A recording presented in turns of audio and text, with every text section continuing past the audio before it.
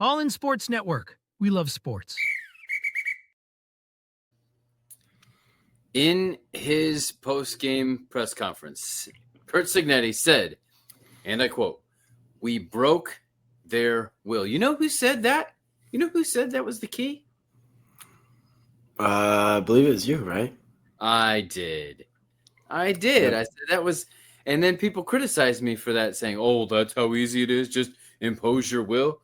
I didn't say it was easy, did I? No. I said that is how you win, especially at the college level. And that's exactly what you did.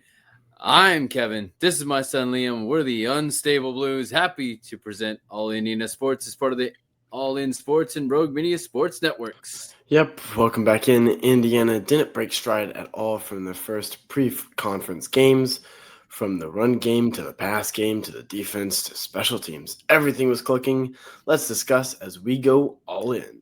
Yes, you can follow us on TikTok and Instagram at All Indiana Sports and Twitter at All Indy Sports. And don't forget to like and subscribe wherever you get your podcasts and on YouTube.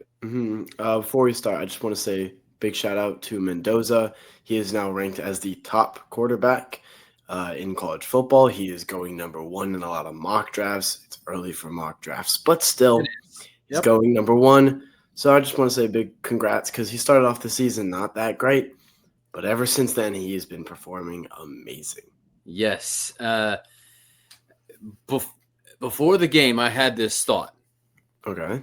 And I told a few people this. I didn't say it online, but I told a few people this that are college football enthusiasts around Central Texas here, Baylor fans. And I said that everything would flip in this game, that Illinois had the dangerous defense. Illinois had the great offensive line. Their ranking was 9 and IU's was 19. And I said everything would flip, meaning the IU defense was dangerous. They had the better offensive line and the rankings. The rankings didn't quite flip, but Illinois slipped further down than 19. I'm surprised that they're still in the top 25, honestly. And IU, I think, landed 11. Yeah, so they're 10th in the Coaches Bowl. I knew it's right in there. So everything flipped. Yeah, everything did flip. In fact, it's very, very nice to see that. Just as we continue with this Illinois recap, there's the blocked punt that turned into a touchdown. Woo! What a way to get it going. And then there was also in special teams the punt that was downed at the 2-yard line. Yep. They had 7 forced 3 and outs. Indiana did. And then 7 sacks. Yes, that is 7 sacks against a top 10 team and 10 TFLs. Against a great offensive line. Yeah. And as you mentioned, Fernando Mendoza went 21 for 23 with 267 yards and 5 touchdowns. Yep. He has more touchdowns. He has more touchdowns this season than he has missed passes. Indiana is the real deal. Indiana football is the real deal right now. Obviously, the Colts have played teams, as people have mentioned. The Broncos are still good, but they have a real test against the Rams. It's an undefeated team versus undefeated team. Stick around, a little sneak peek, a little foreshadowing. Yep. Tomorrow we will have our preview video. See how our preview differs from the NFL preview, because always in favor of anyone but the Colts. Yep. But Mendoza really has that dog in him. Speaking of dogs, Farm Hounds, they have healthy treats to help train your puppies. That's what we use here at Country Mountain Dogs. Click the link in the description for more. Yes. And then, again, against a really, really good defense, there was another 300-plus yard rushing day for IU, led by now third string Kobe Martin with 107 and 2 touchdowns on only 12 carries. Do the math on that real quick. What's that per carry? It's like 9 something, 8, 9 something. It's 8.9. So There we go. yeah. He is now third string because whoever was the third string, Lee Beebe, ACL done for the year. Yeah. Tough luck. Another running performance, Kalon Black ran it 10 times for 89 yards and a touchdown. He also ran for 8.9 yards a carry. Yep. Seems to be a theme. Roman Hemby was a dual threat as he rushed for 65 yards on 14 carries. That's not as much per carry, but he added another 37 yards on 2 catches for a total of 102 all-purpose yards. Yep. Elijah Surratt extended his consecutive games with a snag streak to 42. He had 92 yards on 9 receptions with 2 touchdowns. Yeah, there aren't many receivers in college football that stick around for 42 games, let alone have a catch in every single one of those games consecutively. Mm-hmm. Omar Cooper Jr., E.J. Williams, and Riley Nowakowski, I think that's how you say it. Sounds good. Had the other touchdowns as IU spread the ball all around. Yep. And then, through all that, IU just kind of put Illinois to bed. Joi Baby Sleep Sacks can help you put your little one to bed. Click the link in the description for more. So, sponsored by Underdog Fantasy Sports. Who is your Hoosiers player of the game? I'd probably have to say Fernando Mendoza. Until he has a bad game, I think he may be my player of the game every single time. Having more touchdowns than missed passes, and this is just incompletions. This isn't true completion percentage. This is just incompletions in general. Yep. It's crazy. It's a crazy stat. One of those, Larry Fitzgerald had more tackles than he had missed catches, which is right. It's one of those kind of crazy stats. So until something like that does not happen, I think it's going to be Mendoza. So efficient, so dangerous. Also, Isaiah Jones was very dangerous at linebacker, basically lived in Illinois' backfield the whole day. He was involved. I think he had at least 1 sack and 2-3 of the TFLs all in his own. And so he was just a monster coming from the linebacker position. And once again, that's sponsored by Underdog Fantasy Sports. Here is more on that. Football's back, and Underdog is the best place to make picks and win money all season long. Playing on Underdog is easy. Just pick whether your favorite players will go higher or lower on stats like touchdowns, receiving yards, interceptions, and more. Get your picks right, and you could win up to 5,000 times your cash. You can play with as little as $1.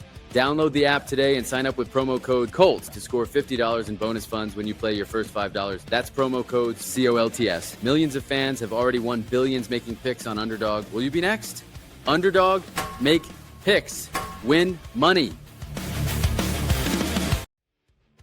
Must be 18 and up, 19 and up in Alabama, Nebraska, 19 and up, and in Colorado for some games, 21 and up in Arizona, Massachusetts, and Virginia, and must be present in a state where Underdog Fantasy operates. Terms apply. Offer not valid in Maryland, Michigan, Ohio, and Pennsylvania. Concerned with your play? Call 1-800-GAMBLER or visit www.ncpgambling.org. In New York, call the 24/7 HOPE line at 1-877-8-HOPE-NY or text HOPE-NY. That's 467-369.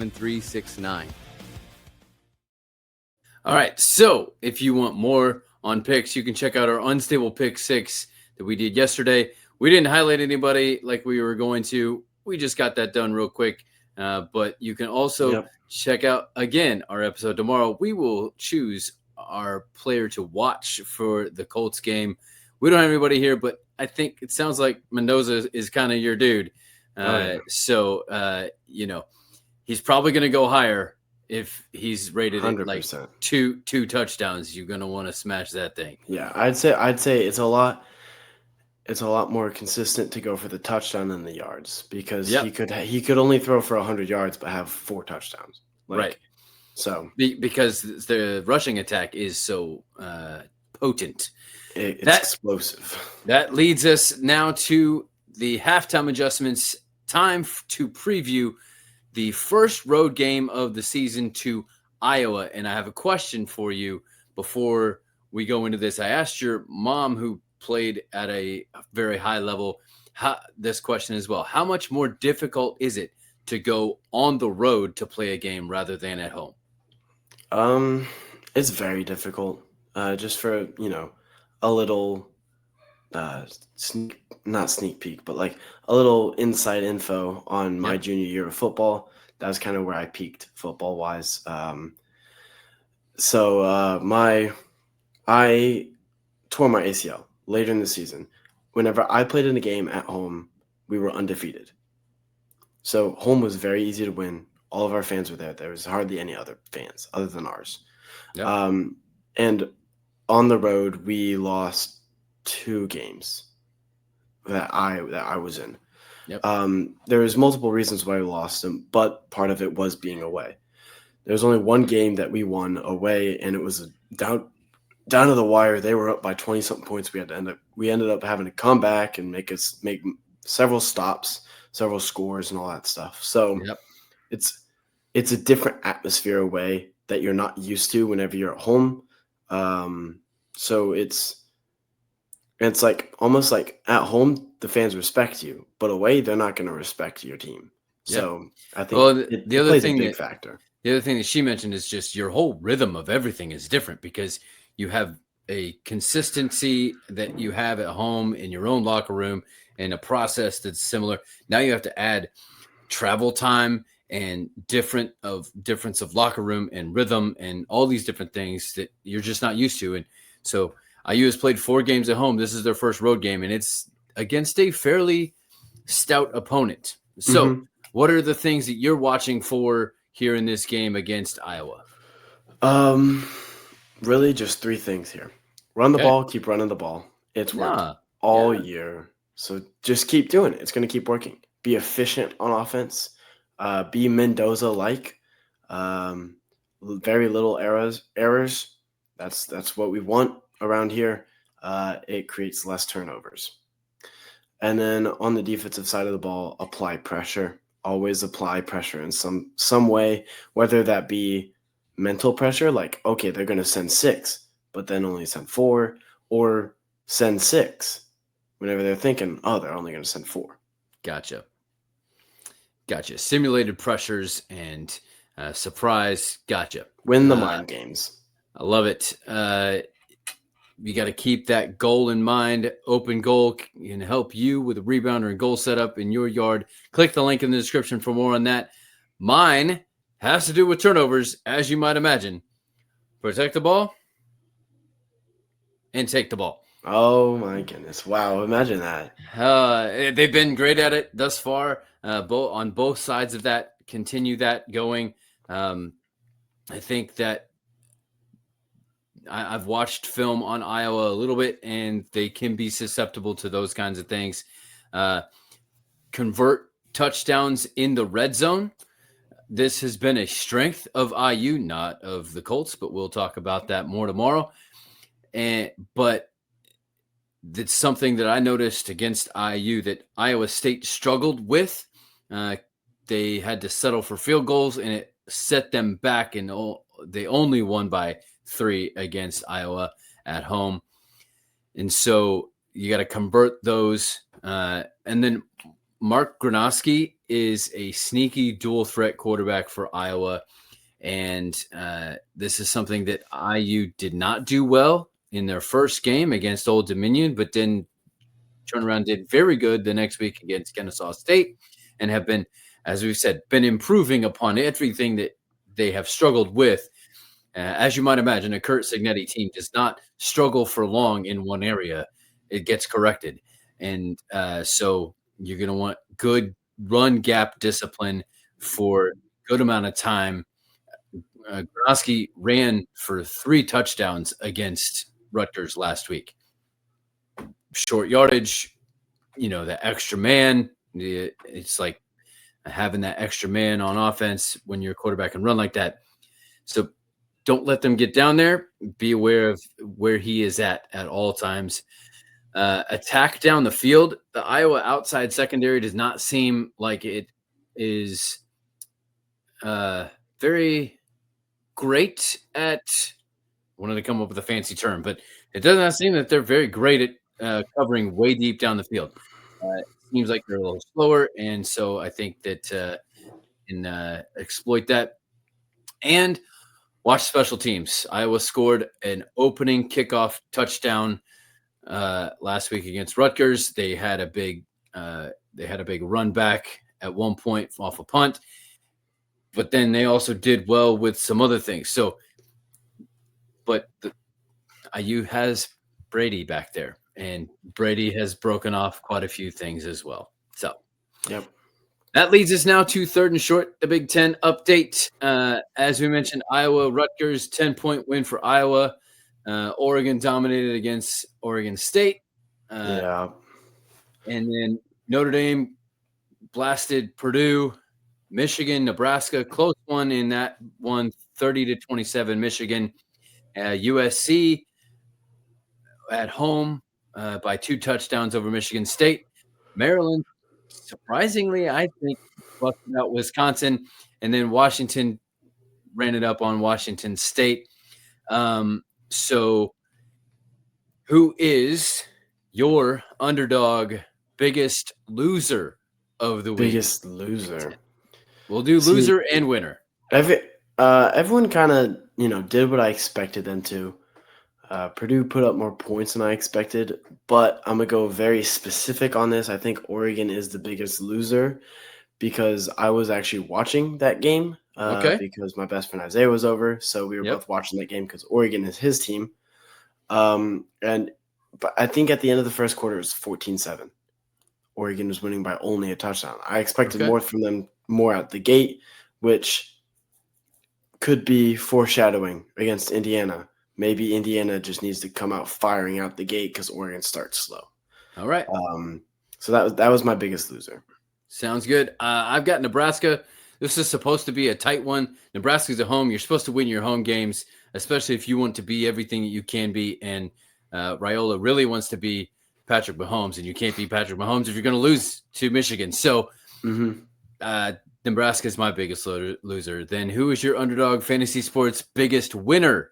I think I agree with what you said earlier. The Maryland-Wisconsin. I felt like Wisconsin was going to win that one, but Maryland came out and not only won it, but won it pretty handily too. Away, you win any games in basketball, football, whatever. Away in the Big Ten, that's an accomplishment. Yeah. No matter how good that football team is, if you go to Purdue, you win away, it's an accomplishment. So Maryland did pretty good there. I did foreshadow it. Yes, Maryland is my biggest winner. Wisconsin, tough team. Maryland, fast team. Fast won on the road.